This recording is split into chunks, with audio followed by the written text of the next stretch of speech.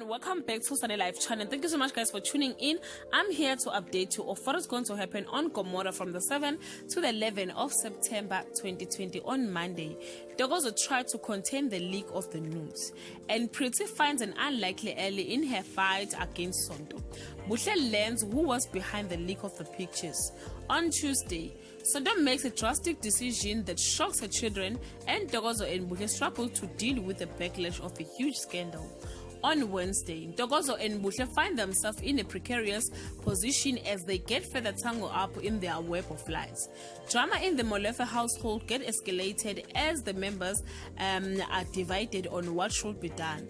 On Thursday, Dogozo struggled to own up to the truth while Sonto makes an earth-shattering admission. On Friday, Dogozo and Buhle ends things up for good after being exposed at an SGB meeting.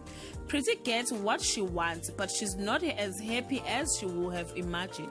Guys, this is all I have for today. You can leave your comment below and share your thoughts. Till we meet again. Bye.